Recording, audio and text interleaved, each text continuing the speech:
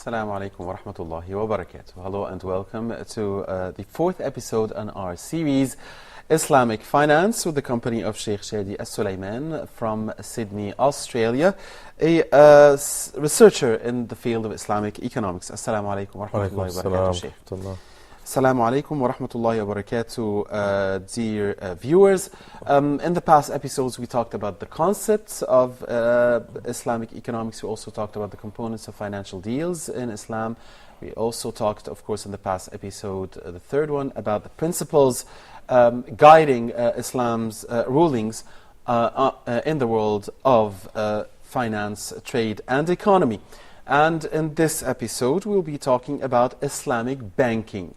How different it is from the Western unrestricted banking system, which led to the almost meltdown of the global financial system about 2 years ago, and where we are seeing now regulations here and there in the West and in the East even, that seem to comply with the risk management that is compliant with Islamic Sharia, and parts of it, of course. Sheikh Shadi, how is Islamic banking different from the traditional banking system of today's world? Now, obviously, at the time of the Prophet Muhammad sallallahu alaihi wasallam and those who came after them, there was no such thing of an institution in which you put your money in it and they secure it and look after it.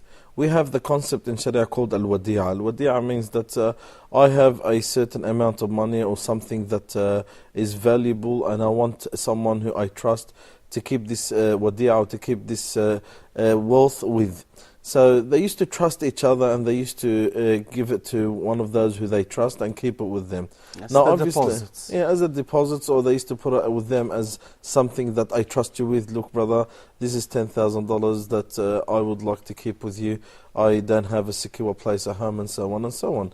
But obviously, as time developed, and with the development of this time, the cities became wider and expanded, and more crimes unfortunately increased, and theft and so on. So the system of banking became a necessity in some aspects, and that's where the banking system started to exist, and the institutions start to take place. And that's where the West started to come up with such institutions where you put your money as a place for you to secure your money and for them to look after it, which there's no problems. But where the regulations come in, they become un-Islamic, such as taking interest on putting your money there, or taking interest from the person by you looking after their money, and so on and so on. So in Islam we have the concept called wadi'a. Wadi'a means that I have a valuable thing, whether it's money, commodity, or something that's has a value, and I trust someone, whether this person or is an institution, and I put that with them without me charging them, nor that are charging me, Right. and and whenever I ask for that money, I take it back. At the same time, which is a very important point, that if anything happens to that money with that person that was out of his capacity, he is not responsible for it. Right. And this is, these points This now, point will lead us to insurance later. there's a lot of things to it. later So on. you've got But the interest, and then you've got the insurance of it, which are contrary to the Islamic teachings and principles. But during Prophet Muhammad, peace be upon him, time, there was riba. And there was those who used to lend you money, and they would tell you, I'm going to lend you one unit. I don't know what it was, darahim or dananir, I don't know what it was. These are the currencies they had back The then. currencies they had back then. So I'm going to give you £1, for instance, and you're going to give it to me back £2. And this is the haram, isn't it?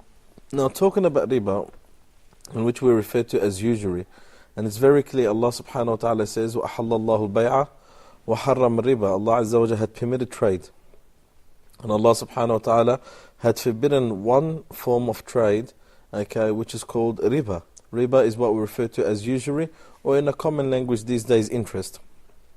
Riba did exist amongst the Arab, and existed before the Arab. And the main concept of riba, the main concept of riba is that there is someone who is in need of money. I give them the amount of money they asked for in return of them giving me back that money with a profit at the top. This is riba. Okay, this is what I refer to as riba. So it was usually used by the Jews, wasn't it, during the Prophet's days, to exploit some people. Like, you're in need of money, so you need £1, and I know you're in dire need of it. So okay, take the pound, give it to me back £3. Yes, riba. History says, wasn't it exploited then? History says that the Jews were those who innovated the concept of riba. And the Arab learned that concept from the Jews. And the Jews were heavily involved into riba and lending people money and making a profit over the money they lent. Now the concept of riba is that I lend you money, I give you a loan, in return that you give me back that loan with an extra at the top.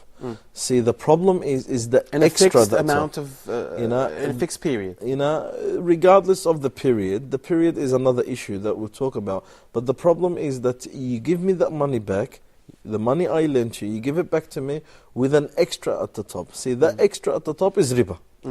And obviously the door of riba is a lot more vaster than that. The Prophet Muhammad ﷺ even mentioned another type of riba. This is what the scholars refer to as riba nasi'a, but there's another type of riba that the Prophet ﷺ also forbid, and the scholars refer to it as riba al-fadl.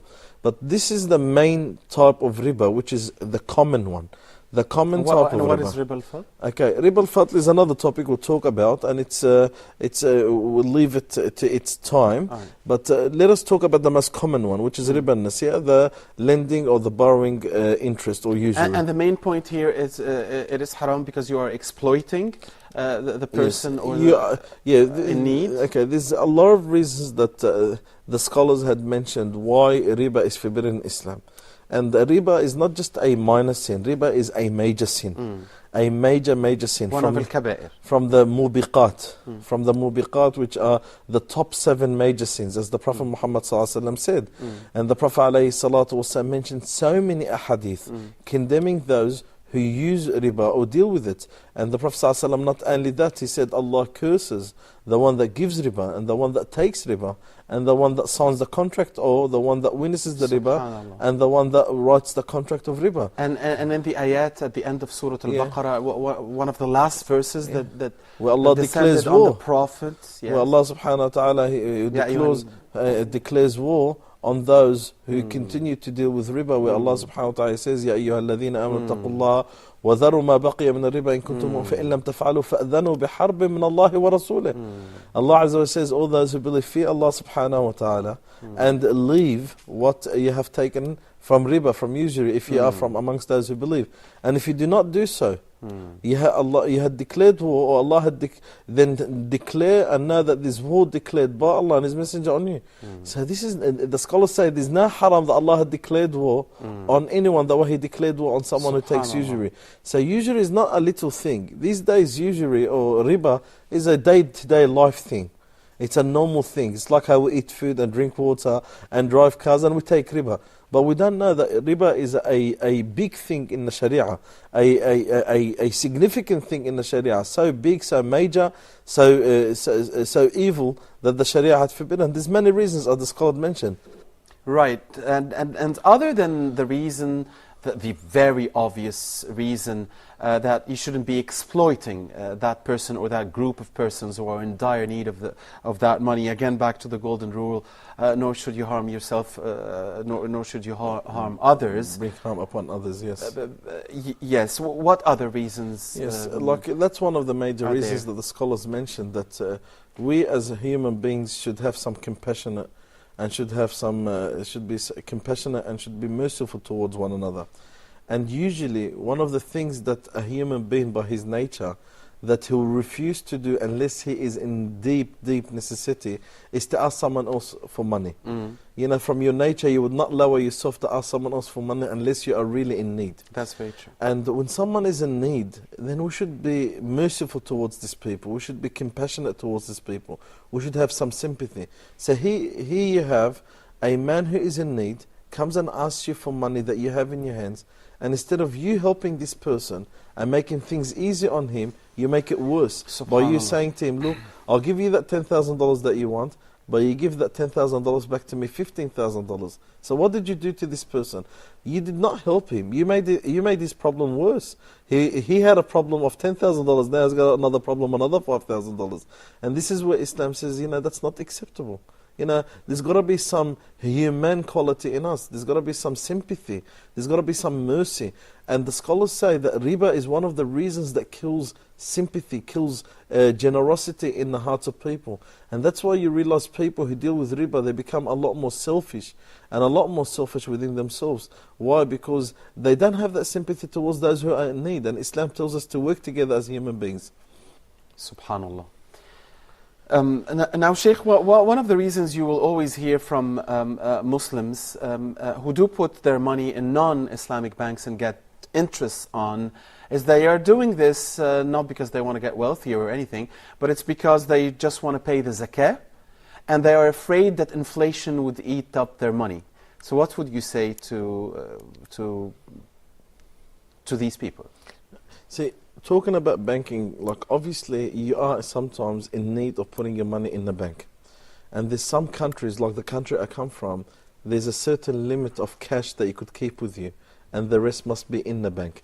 This is some laws, And as I mentioned, because we live in a time and era where safety and security is a major issue, that it's not as secure and safe as it used to be before. But you could put it as a deposit without interest. See, this is what I was going to say. There's no problems of putting your money in the bank. Now, obviously, it's better to keep it with yourself, because this also this they will use it. They will use it, and the money mixing with other haram money and so on. So there's always that safe part. But let's be realistic. We are in need of putting our money in the bank. Yeah. We put our money in the bank with no interest in return. Right. Okay? There's no interest in Understood. return. We could pay a fee.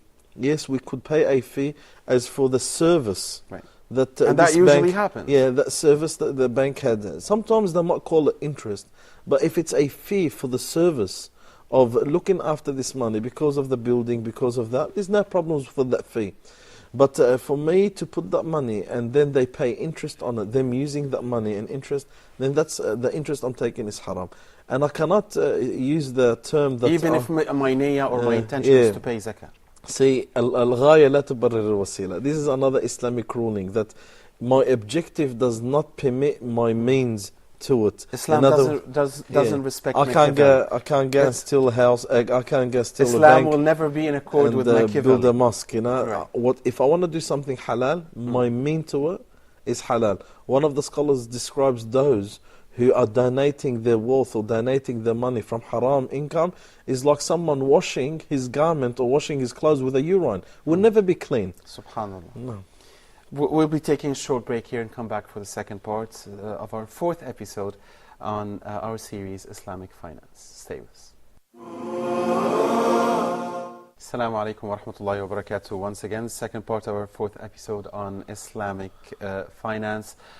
Sheikh Shadi was talking to us in the first part about riba, commonly used as interest, and that's such a crucial, important issue for all Muslims, that everybody should be giving 100% concentration when there is the talk is about this mubiqa, because as you emphasized, Sheikh, and stressed, Allah has promised war on those who practice it.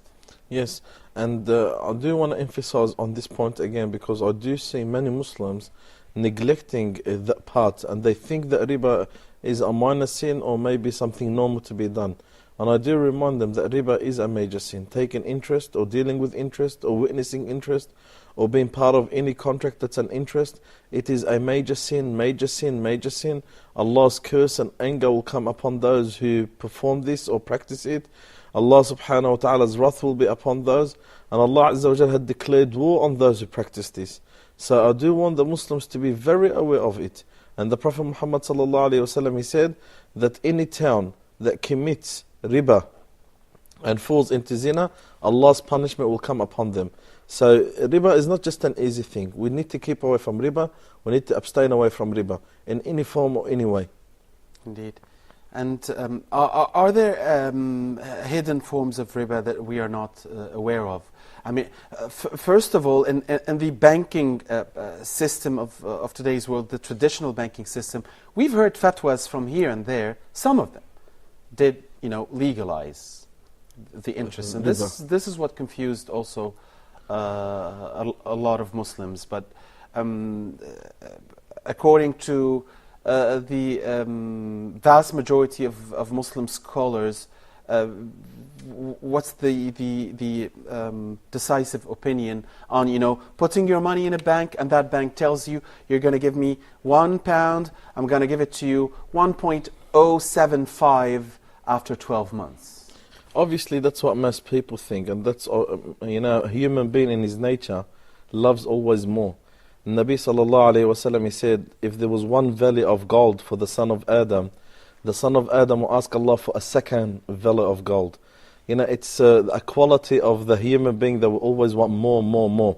And it's deceiving that when you have money sitting on the side, and you know that if you're going to put that in the bank, and without you doing anything, you're going to get, that money is going to increase by 10% a year, or 20%, or more or less.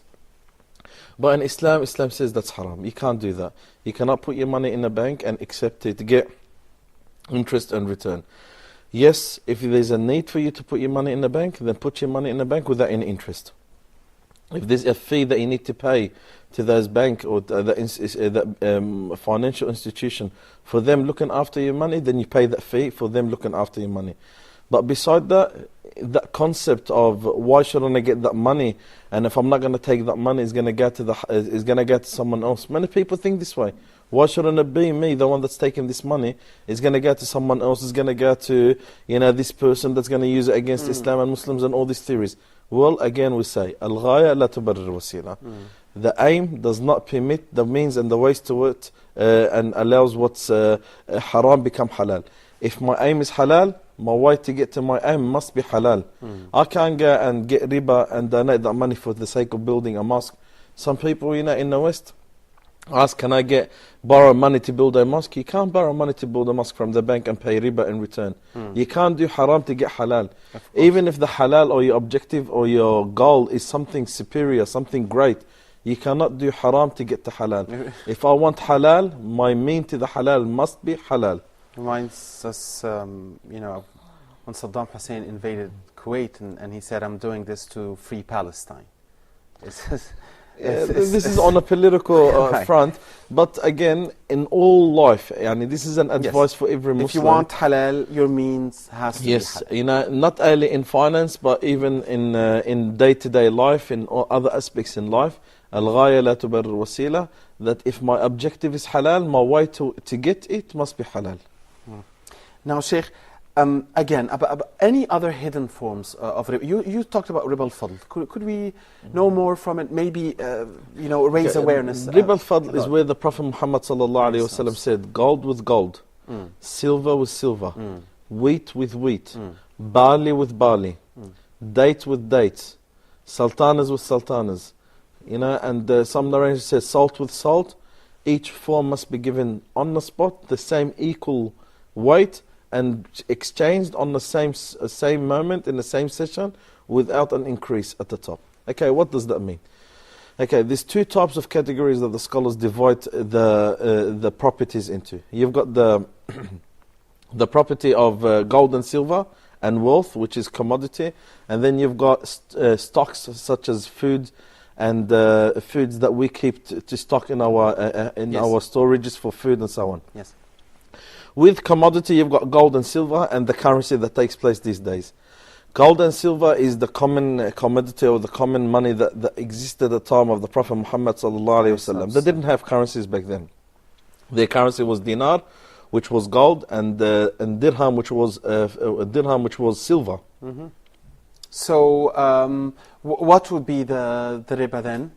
Okay, now continuing that, then you've got the wheat, and then you've got the barley, and then you've got the salt, and you've got dates, and you've got sultanas, which are common foods, that people use day-to-day life. Different than other foods such as chicken and meat, and that's not a common food that people rely on. most people, most nations rely on wheat, rely on salt, rely on dates such as the Arab dates was very common. Like the sugar market today, for now, instance. as we mentioned before in one of our last episodes, we said that it's not necessarily that when I sell you something, you give me money. Sometimes I'll sell you, fruits and you give me a garment. Sometimes I'll sell you, a date and you give me apples. Sometimes I'll sell you bananas and you give me oranges. Now these are common stocks that people buy and sell back then at the time of the Prophet Muhammad sallallahu alaihi wasallam. Now when we come and use that, if it's gold with gold, I must exchange, both parties must exchange the gold with the same weight. Right. I can't give you 1 kilogram of gold in return of 1.5 kilogram of gold of yours, even if your gold is better than mine. I can't give you 500 grams of silver in return of you give me 700 grams of silver. I can't give you 10 kilograms of my date in return that you give me 1 kilogram of your date. Even though that your kilogram of date is worth 10 times my kilogram of dates. It's got to be equal. If there's a difference in the purity or the... even if it's a difference, we cannot exchange those two same origin, same type, same gender, with the same with differences when it comes to weight. Gold with gold, silver with silver. So again, it's a stress on in today's world, the pound for a pound 1.005. Like gold with gold, silver with silver, barley with barley. They have to be the same weight. We cannot increase, even though that my kilogram of date is worth $10 and your kilogram of date is worth $1. You cannot exchange 10 kilograms of your date with 1 kilogram of mine. When the Prophet Muhammad found out about Bilal doing that, and he gave him a bite of it, the Prophet got angry from Bilal, and he said, "Ayn riba, this is exactly what riba is. This is exactly what riba is." So the only way we could do it is exchange the same two types with the same weight, regardless. Yours is better than mine, or mine better than yours, or change. I exchange gold with silver. And this or silver with dates, or dates with barley, or barley with that. So this is where the Prophet Muhammad ﷺ forbid that. The reason that you might ask, why is that reason? Because these are what people rely on. Gold and silver is what people rely on to buy and sell with. And dates and barley and sultanas and salt and wheat are the main things that people live on. If people gonna not sell and buy to each other, as the Prophet ﷺ said, on the same weight, that barley with barley or wheat with wheat, then people will monopolize these important things in the lives of people. Subhanallah. And this is why the exchanging different currencies is permissible. Because it's not the same. It's not the same. This is, for instance, a British pound, and this is a US dollar. Exactly how we mentioned. It's like gold with silver. If we exchange gold with silver, Nabi Sallallahu Alaihi Wasallam said, and if you differ between the two exchanges, then sell however you want. And this is a trade. Yeah, this is what the Prophet ﷺ, sell however you want. So if you exchange a 100 pounds for 500 Egyptian pounds, that's permissible, because it's a British pound with Egyptian pound. $1 American for 5 Australian dollars. That's acceptable. Yes, but I cannot give you 100 Egyptian pound in return that you give me 90 Egyptian pound. For example, I was in one of the countries, I saw people sitting down in front of the markets and they've got money. And what they do is that if you have a large currency, you've got $1,000, for example, one note, and you need to get a change. And the shop owners don't have a change. This person will give you that change. You give him that $1,000 and he'll give you $990 in return. That's riba. Why? Because it's the same currency, and that's just same thing. Human beings have an incredible way of, trying to... It's just like the Jews used to try to fish on Saturdays. It's just... And putting the nets out there on Friday night. It's just the unfortunate nature of most human beings. May Allah make us not from those. Sheikh Shadi, on this note, we end this episode still much more to talk about, specifically concerning Islamic banking and the difference between banking in a Muslim economy and in the traditional Western system, with all its flaws that proved to be really big flaws during the financial crisis. Points like loan for production or loan for consumption, points like the guarantees that have to be there if you're a borrower, the difference in the mortgage system, and much more. In the upcoming episode, inshallah, Sheikh Shadi Sulaiman from Sydney, Australia, researcher in the field of Islamic economics, waiting for you in very soon, and dear viewers, waiting to meet you very soon. Until we meet again, do stay with Huda TV. Assalamu alaikum wa rahmatullahi wa barakatuh.